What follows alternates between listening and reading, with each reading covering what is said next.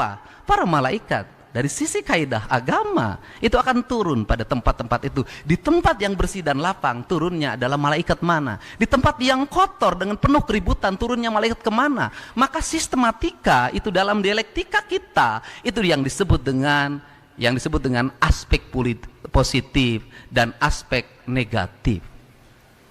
Karena itu pemimpin dan rakyatnya harus membangun dialektika itu.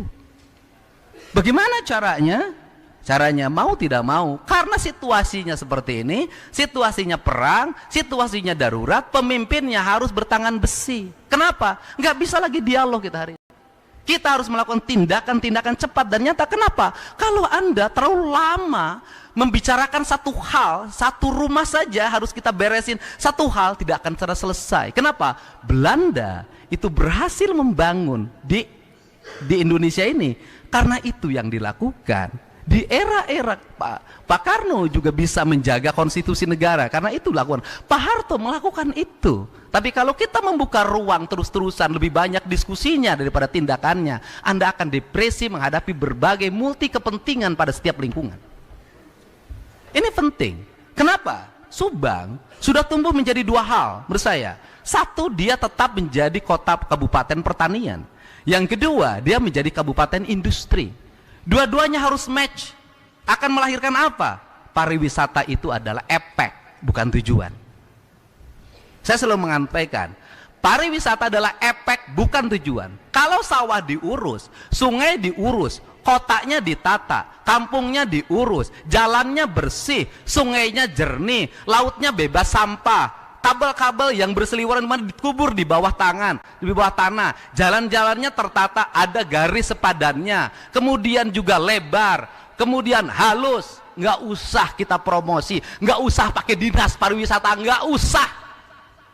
Cukup posting di media sosial, orang sudah rame. Hari ini banyak vlogger, hari ini banyak aktivis media sosial yang tiap hari kerjaannya adalah menceritakan jalan baik dan menceritakan jalan jelek, menceritakan daerah indah. Semua nggak usah lagi dipromosikan sama kita, nggak usah pakai biaya APBD. Nanti juga akan datang orang. Terus kemudian apa? Tugas pemerintah apa?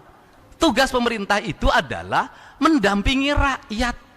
Pariwisata itu mendampingi bagaimana mengelola sebuah kewisataan terbebas dari parkir yang bayar, parkir liar, spanduk berantakan di mana-mana. Itu yang dilakukan dan rata-rata dinas teknis dimanapun gak jalan. Kenapa? Semuanya orientasinya adalah proyek. Ada proyeknya, baru ada kegiatannya. Tidak ada proyeknya, tidak ada kegiatannya. Jadi dia digaji dengan tukinnya, apa fungsinya?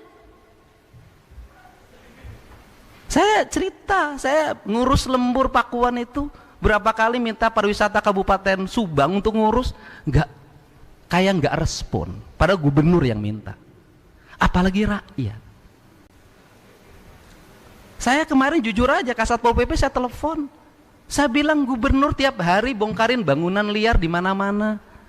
Spanduk saya cabutin biar rapi, bersih, biar orang masuk tata, kok nggak ada yang gerak. Saya malah menggerakkan salah satu anggota Babin Kaptimas Kecamatan Kalijati untuk tiap hari saya kasih mobil, saya kasih BBM biar cepat. Kenapa? Hari ini kalau prosedural nggak akan selesai. Pagi apel dulu, nges apel diperintah, dipoto di video, beres foto video balik deh, nyatu deh. Nggak bisa, Pak. Untuk itu saya mengambil jadi gubernur pinggiran dibanding gubernur kota. Saya ingin setiap hari menyelesaikan masalah. Saya setiap hari ada problem yang harus saya selesaikan. Kenapa? Kita ingin mencapai kemajuan. Kita Subang sudah mencapai apa? Gerbang tol ada 3. BYD Finpas, tugas kita apa? Segera mengkonektivitaskan apa? Yang kerjanya harus orang situ, yang kerjanya harus tenaga di sini. Jangan lagi bus dari luar masuk ke sini, masuk di. Saya cek ketika masuk ke pabrik berapa orang Subangnya. Dari 10 hanya 2. Turun dinas tenaga kerjanya segera, identifikasi, hentikan itu yang calo tenaga kerja yang atas nama desa, atas nama ormas, hentikan, pakai sistem yang terbaik dia bekerja. Anak Subang yang terbaik itulah yang bekerja. Itu caranya untuk Coke maju. Resikonya apa? Memang ada musuh. Siapa? Bisa jadi tim sukses kita, bisa jadi orang dekat kita, bisa jadi teman-teman kita yang suka mendukung di pilkada, bisa jadi. Tapi ingat, ketika jadi pemimpin, kita nggak ada keterikatan lagi dengan tim sukses, kita terikatnya pada negara dan bangsa. Dan yakinlah pada siapapun bahwa kalau kita mengabdi pada bangsa dan negara, mengabdi jadi bupatinya, berani kontroversi, berani mengambil keputusan, berani mengambil tindakan, berani di demo, berani diancam dibunuh, berani apapun, karir itu adalah sesuatu yang akan diberikan oleh Tuhan karena kerja kita.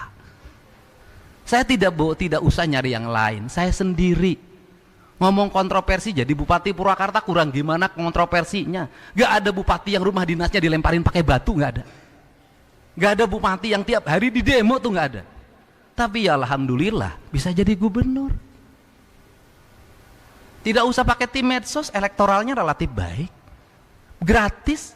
Kenapa itu? Itu adalah akibat dari kerja yang kita lakukan.